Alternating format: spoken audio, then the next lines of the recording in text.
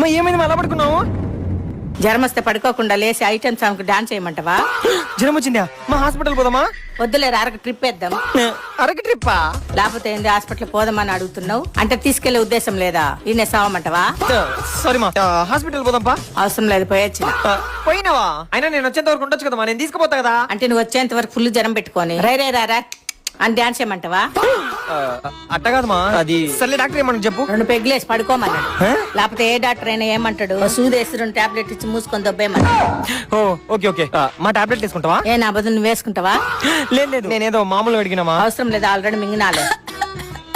మా వాటర్ తీసుకురావాలా? వద్దులే, కిరసనాయలు తీసుకురారా, ఇచ్చుకొని తాగుతా. సారీ సారీ మా, వాటర్ తీసుకొని వస్తా. మా ఇదిగో మా. మా ఈ రోజు నీకు బాలేదు కదా, వంట నేనే చేయనా?